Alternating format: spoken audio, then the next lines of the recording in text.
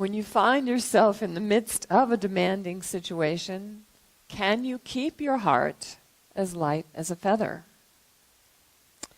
If our belief in goodness is greater than anything we might perceive as its opposite, we can begin to move into a greater conscious awareness of who we are as spiritual beings. Our highest goal is to be intimate with the infinite so that we can give birth to a world that works for everyone. It is this faith of the heart, which is the title of my talk this morning, that we all seek. And Jesus and Buddha and many of the great teachers have demonstrated the mastery of this state of consciousness. When our thoughts are filled with fear and doubt, inevitably it's more difficult to be a good student of life. We might want to keep some dog treats around for Anubis. We might even want to keep a box of cigars. When you see through your heart, you don't see reality as it is, but rather as you are.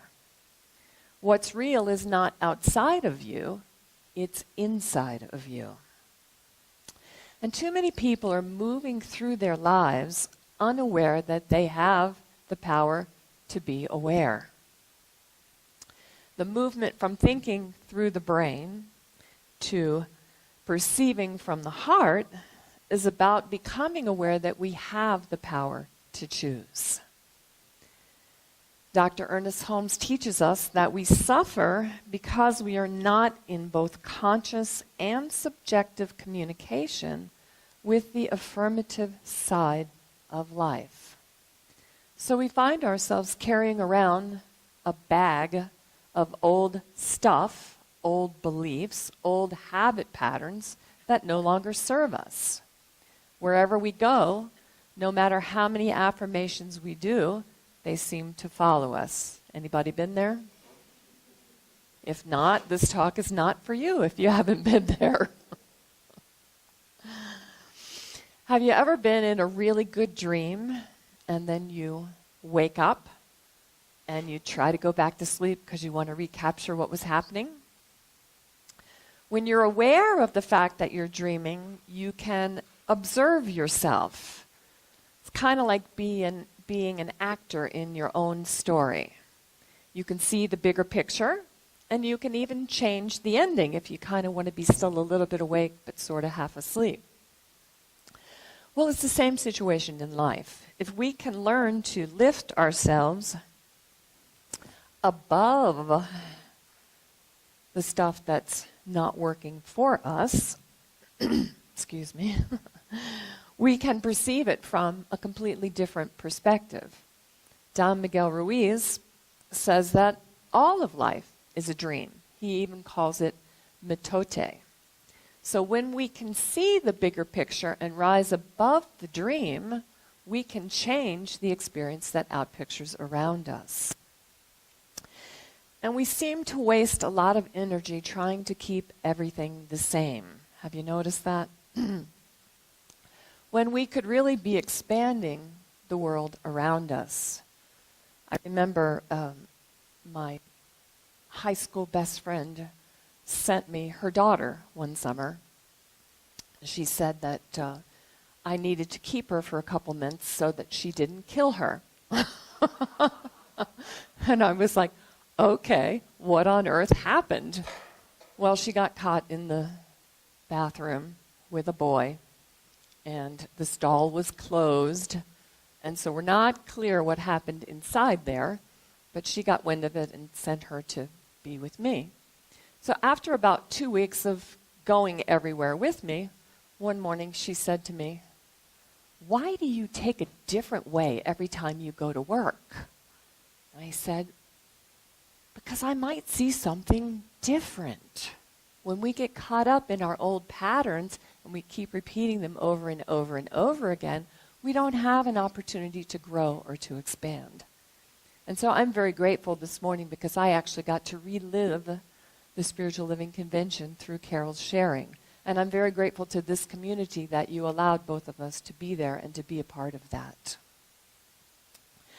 So using the faith of the heart to find our good is about birthing the unborn possibilities of limitless expression. Are you avoiding the pain rather than moving through it? On the other side of the pain is something greater. There is something in you that can find the strength to move through that pain. And then you don't have to worry about Anubis anymore.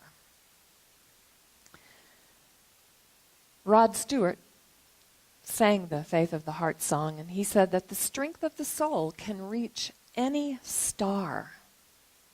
Whenever our faith is behind an idea, the force of that thought moves through our mind, and that commits a part of that energy to its expression. If we are to embody an active faith of the heart, there are three things that we must do. The first one is our thoughts must be centered in universal mind. Thoughts are always moving through us into action. Can we entertain a level of reality beyond the human experience? Can we believe in something greater than what we already know? You may have noticed that there's kind of a surreal, dimmer, yet more intense look that the sun has right now. There is a greater reality that exists beyond the physical world. And only our active faith can entertain the idea of those new possibilities. If we are to embody an active faith of the heart, the second thing we must do is to understand that under divine law, all things are possible. There is a bigger pattern of life that wants to make itself known through each and every one of us. So plant seeds of vision that are beyond the physical reality. Envision a world that works for everyone. Extend an invitation to what is yet unseen, but is indeed possible. Embrace a different reality through your faith. And the third thing that we must do if we are to embody an active faith of the heart is to work in conformity with the principles of divine law. Have you ever asked for guidance, but yet been afraid of what you were going to hear? Have you ever asked for guidance and gotten the answer no and done it anyways? Surrendering our personal ego-driven will to the divine can be scary at times. We might very well experience what Rod Stewart sang about, the long night trying to find our way through the darkness. Our inner voice is the center of choice and consciousness, and it's up to us to move into a greater awareness of who we are as spiritual beings. The active faith within our words, whether spoken or silent, have the power to shift any material resistance. Remember Edwene Gaines, her world-famous quote, "I am not moved by appearances, therefore appearances move." And that movement is fueled by our emotions, and that emotions come through the faith of the heart. So in order to recognize the potential of the divine spark within us, we must birth it through the faith of the heart into the manifest world. How do we do this? Practice, practice, practice. We offer 4 spiritual tools here at the High Desert Center for Spiritual Living: affirmations, meditation, creative visualization, and spiritual mind treatment. And spiritual mind treatment is simply a movement of thought energy for a specific purpose. We have an expression in this teaching, treat and move your feet, which means we pray and then we take the action of what that means for us. And I remember when I first got into the science of mind teaching, I had just had surgery on my knee. And in those days, you weren't allowed to get up and do physical therapy 10 minutes later. You had to wait 48 hours. And I had just been to the Fort Lauderdale church where I started my journey. And I had bought the Science of Mind textbook and taken it home with me. And so I read it from cover to cover during the 48 hours that I was on the couch, horizontal. And I got up, finally, to take a shower. You know how grungy you feel after 48 hours. And as I stepped across the threshold into the shower, I re-injured the knee. And I remember yelling at the top of my lungs, "No." And I healed my knee spontaneously. Wow, do we ever revitalize our faith when we actually have a demonstration? Your physical life and your spiritual path are one and the same. Both are the consequences of following divine guidance, learning how to live with a light heart. Within the universal order of the cosmos, there is only good. When we are in alignment with that good, we have authority over the subjective side of life. And if you don't believe me, just check in with Phineas Parkhurst Quimby. 5,000 documented healings through the power of the mind.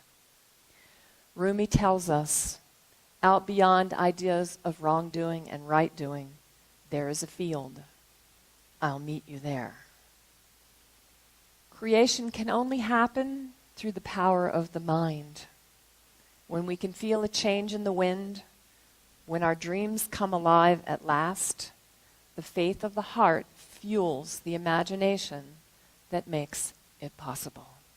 So I invite you to change your thinking so you can change your experience.